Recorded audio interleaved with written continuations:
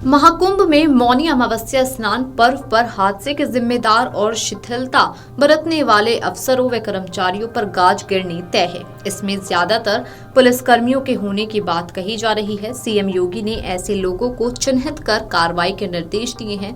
CM ने ICCC में वसंत पंचमी स्नान पर्व की तैयारियों की समीक्षा की। उन्होंने पर्व पर व्यवस्थाओं को जीरो एरर रखने के निर्देश दिए। कहा कि इस अवसर पर अखाड़ों की पारंपरिक शोभा यात्रा धूमधाम से निकलेगी। इसकी तैयारी समय से कर ली जाए।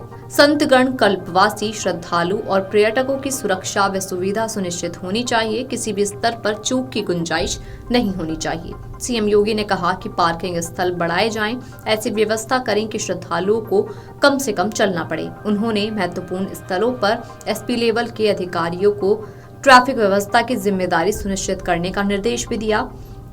कहीं भी जाम की स्थिति न बनने दें। मुख्यमंत्री ने कहा कि जिन सेक्टरों से ज्यादा शिकायतें आ रही हैं, वहां वरिष्ठ अधिकारी खुद जाएं। वरिष्ठ अधिकारियों को टीम के साथ ड्यूटी पर लगाएं। उनके लिए वहीं टेंट और खाने पीने की व्यवस्था करें।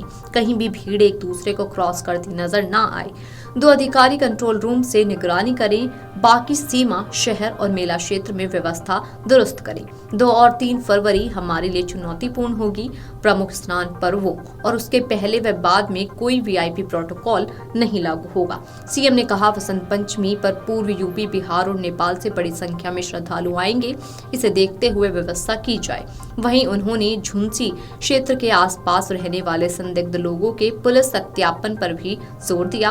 कहा कि अतिक्रमण भी दुर्घटना का कारण बनता है। ऐसे में स्ट्रीट वेंडर्स सड़क पर न दिखाई दें। मौनी अमावस्या हादसे के बाद पहली बार महाकुंभ पहुंचे सीएम योगी ने कहा कि संतों के धैर्य के आगे सनातन विरोधी साजिश में विफल हो गए हैं।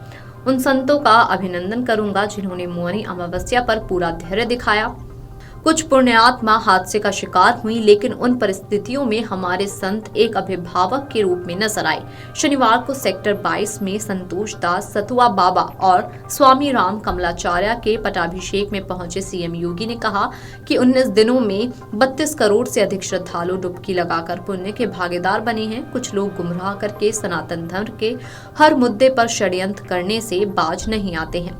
राम जन्मभूमि से लेकर आज तक उनका व्यवहार और चरित्र जग जाहिर है। ऐसे लोगों से सावधान होकर सनातन धर्म के आदर्शों और मूल्यों के साथ हमें आगे बढ़ना होगा। बता दें कि मौनी अमावस्या पर तकरीबन 8 करोड़ लोगों ने गंगा के पवित्र जल में आस्था की डुबकी लगाई। मौनी अमावस्या पर स्नान के लिए बीते 1-2 दिन से ही भारी संख्या में लोग यहाँ पहुंचने लगे थे। अमावस्या के चलते हर कोई संगम में स्नान करना चाह रहा था। इसके चलते मंगलवार शाम से ही संगम नौच पर भारी भीड़ इकट्ठा हो गई थी। कई श्रद्धालु तो ऐसे थे जो मध्य रात्रि में ही संगम क्षेत्र में पहुंच गए थे और वहां आराम करने लगे थे। इस बीच रात करीब 2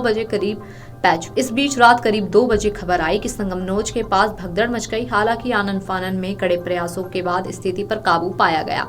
इस हादसे में 30 लोगों ने अपनी जान गंवा दी और 60 लोग घायल हो गए, जिनका इलाज जारी है। मौनी अमावस्या के अमृत स्नान के लिए मंगलवार रात से ही संगम क्षेत्र में लोगों की भीड़ संगम क्षेत्र में जमा होने लगी थी। प्रशासन ने भी सुबह 5 बजे से होने वाले स्नान के लिए व्यापक इंतजाम कर रखे थे। संगम क्षेत्र में लोगों की ज्यादा भीड़ न हो, इसके लिए प्रशासनिक अधिकारी भी लगातार श्रद्धालुओं से अपील कर रहे थे कि जो लोग जितने बजे पहुंचे स्नान कर लें। इसके साथ ही अपने अपने नजदीकी घाट पर स्नान का पुण्य लाभ ले लें। महाकुंभ हादसे पर न्यायिक आयोग ने अपना काम शुरू कर दिया है। बता दें कि 26 जनवरी में ही मेले में आने वालों का तांता लग गया था। मौनी अमावस्या के दिन तो सभी रिकॉर्ड टूट गए और करीब 8 करोड़ लोगों ने स्नान किया। इसके अगले दिन भी मेला क्षेत्र तथा आसपास के मार्गों पर स्नानार्थियों का रेला आता रहा। Video desk अमरउजाला.com।